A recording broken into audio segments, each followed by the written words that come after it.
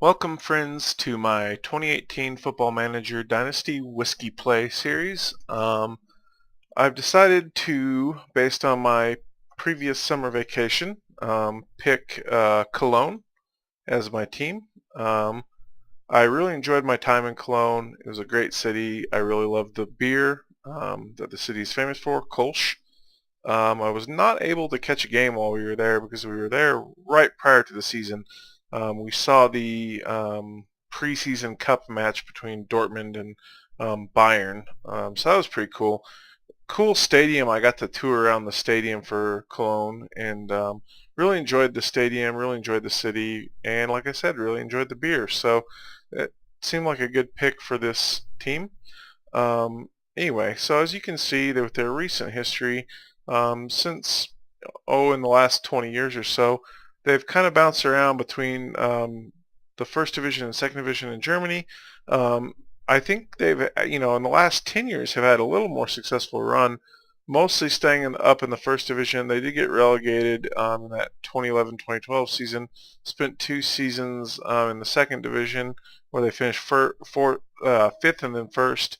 And then they went on a steady climb um, until this version of Football Manager was released, which is a year behind in actuality. And in the 2016-2017 season, they actually finished fifth.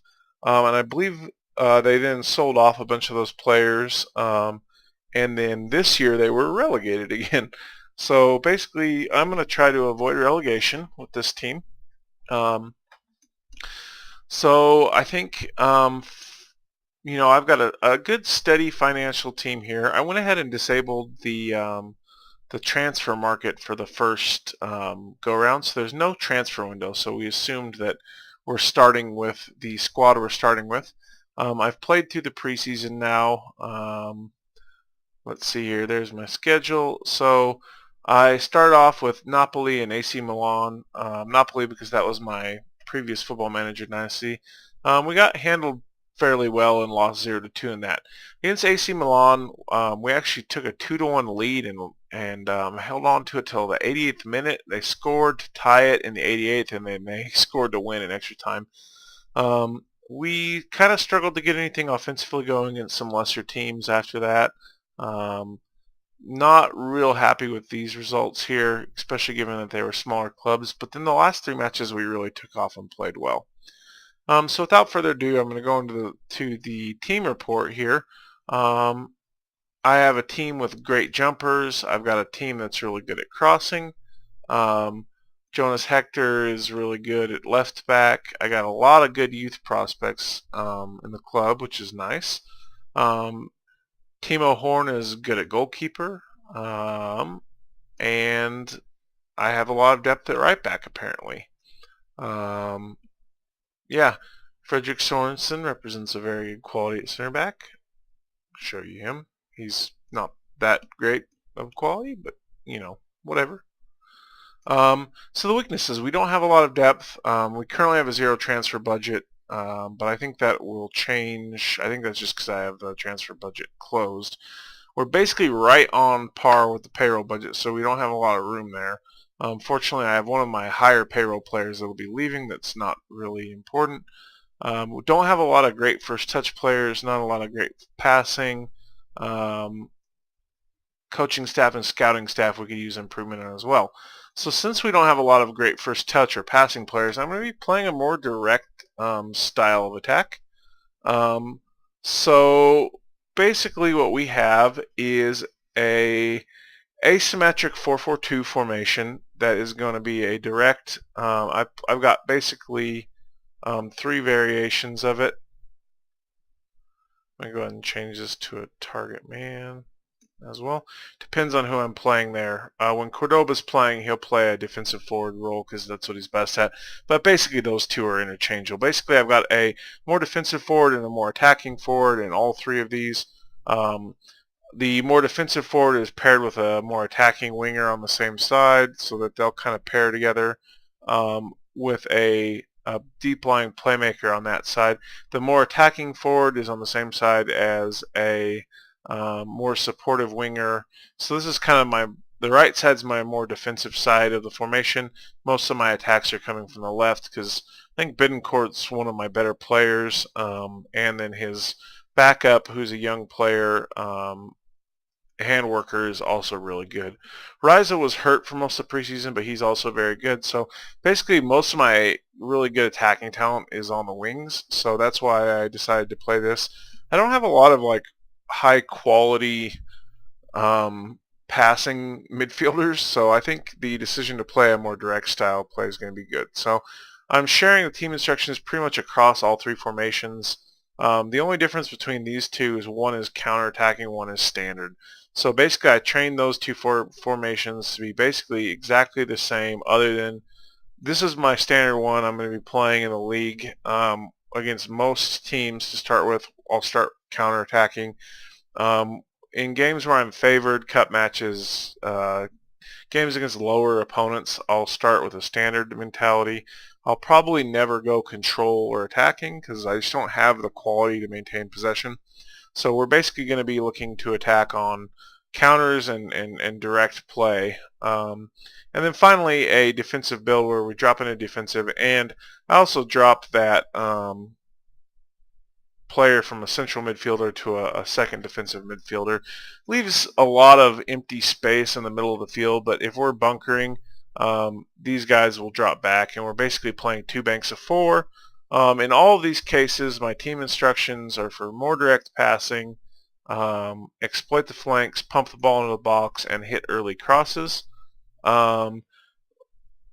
I've added drop deeper and be more disciplined on the defensive one. Oh, I guess I drop deeper on all of them. Yeah, I'm basically not looking to get countered ever.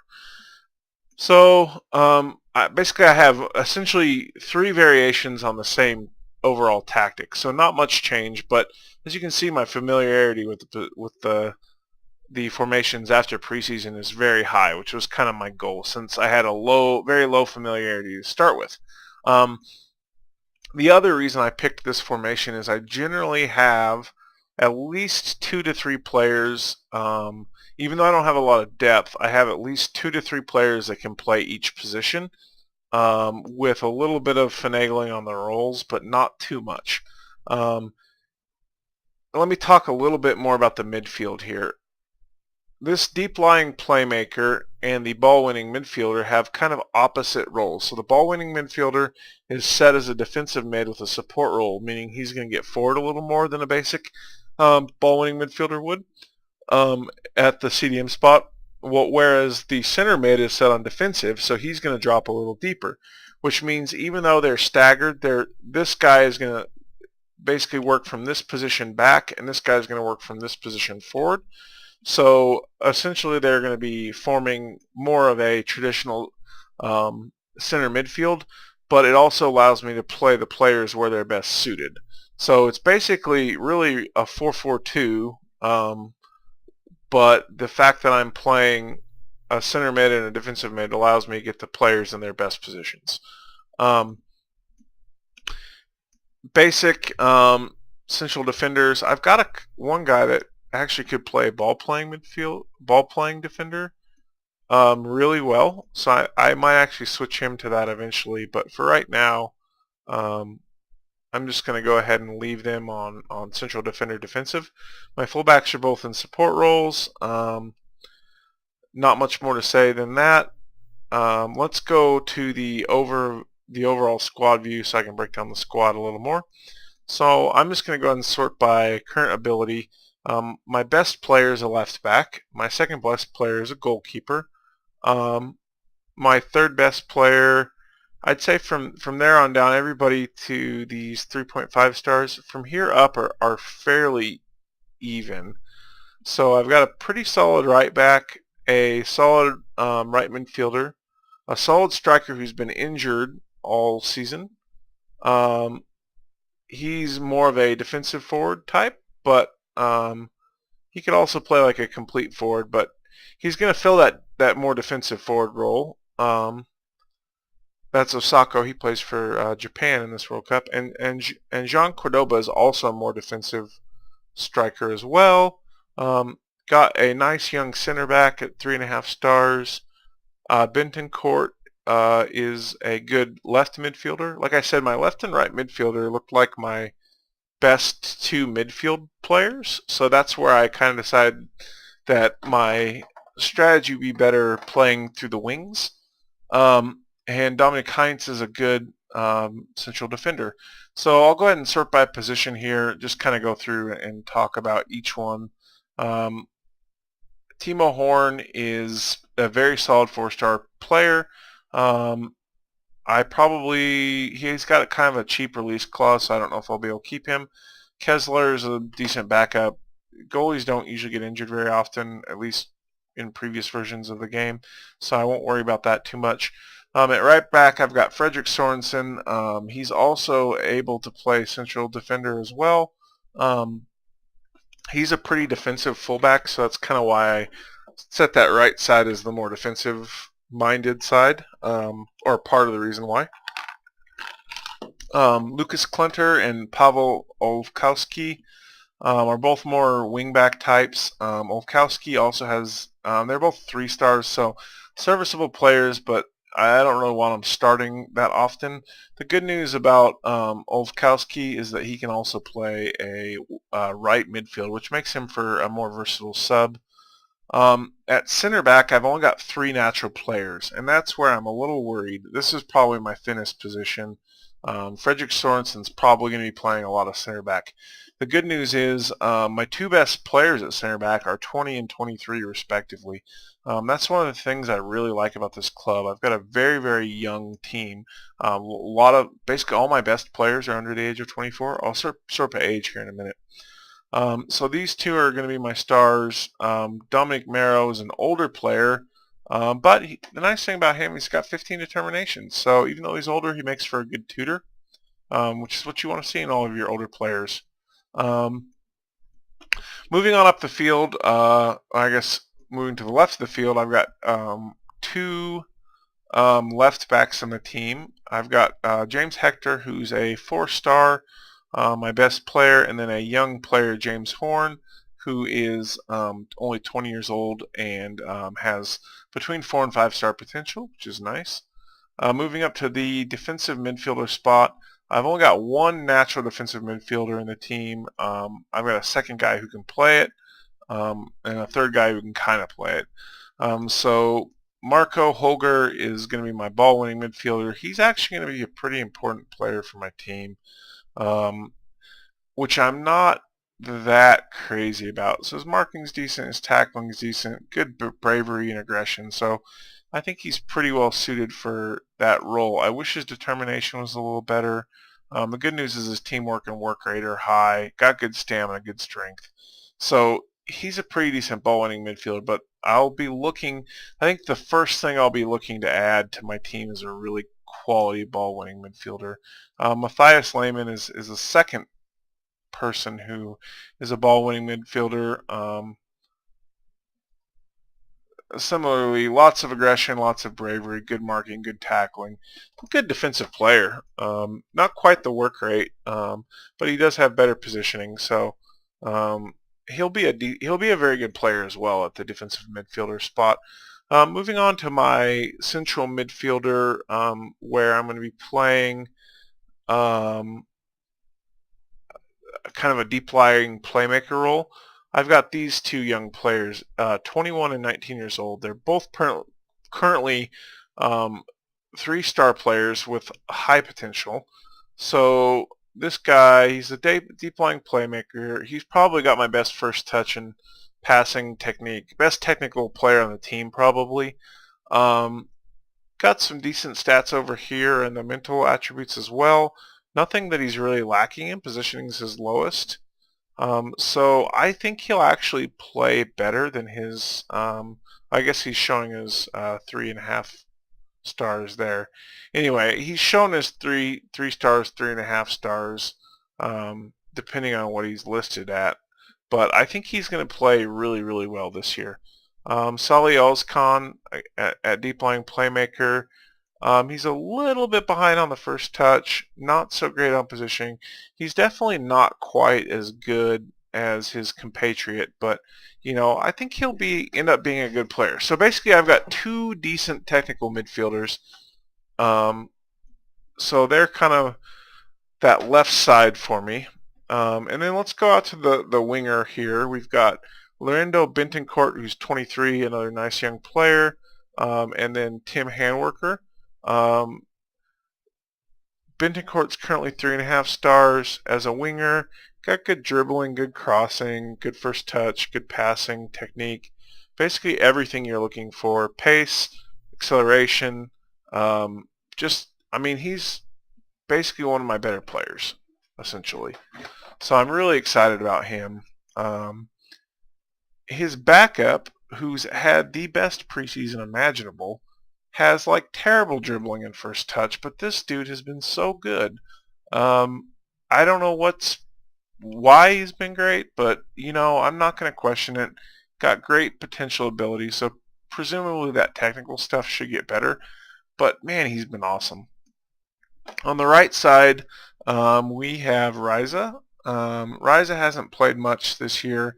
Again, he's got pretty decent crossing, dribbling, first touch, but definitely not as good as Bittencourt. But he's also fast, pace, and acceleration. So we've got good pace and acceleration on the wings. His backup on the right side is probably going to be Christian Clemens. Clemens is going to be my first sub for both midfielders, probably. Well, Handwerker might get in. But anyway, this guy can play both sides, which is nice. Good pace and acceleration as well. Good dribbling and crossing. Those are the three things I'm really looking for from the wingers. Pace, acceleration, crossing, dribbling. I want those as high as I can get. Ideally above 15 would be great. Anyway, moving on to, I guess, the striker position. Pizza Man. He's my only striker with really good finishing. And unfortunately, he's really slow at this point in his career. The good news, he's got 16 determination, so hopefully I can use him as a tutor. But he's the one contract that's expiring this year, and I'll let him go because he's on a $2 million a year salary, and he is not going to be worth it. Osako has been injured. Not crazy about 11 finishing for a striker. He's a defensive forward. He's got fairly good stats for that. But again, positioning and finishing both low. Not crazy about that. So I don't know. I might end up looking to try to move that guy. Cordoba played very well for me all preseason. His finishing, again, leaves a lot to be desired at 11. His first touch is pretty decent for a striker. He's got good aggression, bravery, determination, good work rate. Again, but the combination of bad positioning and bad finishing is not something I'm crazy about in my strikers. Simone Zoller, he's going to be my second advanced forward whenever he gets back. This guy is actually fairly fast. He's got good acceleration anyway. His pace has dropped after injury. I think it was all the way up to 15 before, so that's unfortunate. His finishing and off the ball are pretty good. Positioning is mostly the defensive ones. So the off the ball is offensive. That's right. So I don't need to be as worried about those strikers not having great positioning. Anyway, his off the ball is good. His finishing is okay. So I think he'll probably, when he gets back, take over the starting advanced striker role. Tirade, he's going to fill the target man role again. He's got good finishing, which I'm excited about, but he's also slow with bad acceleration. So I don't know. He'll be interesting. 16 finishing is good, though, so I think he'll have a role in the team for sure. And then finally, one for the future here. This guy's going to get in kind of garbage time. I really like his combination of 14 acceleration, 16 pace. All of his physical stuff is off the charts. Basically, his technical stuff right now isn't all that great. Passing's not good. Heading, finishing, first touch, all that's not great. Bad decisions, but he does have good determination. He's being tutored, so that went up. So I think he'll be a very nice player. So I'm gonna sort by age here, and I'll show you guys again.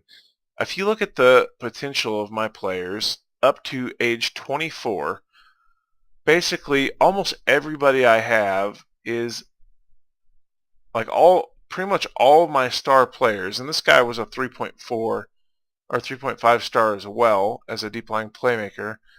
Like, most of my really good players are under the age of 24 right now. So I think that we've got a very, very nice young squad that we can build around. The one position where I'm old at is defensive mid. I need to get a younger defensive midfielder in, but I'm really good at the other. I'm really young and good at the other midfield spot. I've got two good young left midfielders, a couple of good young central midfielders, a good young left back, I guess two good young left backs, two good young strikers.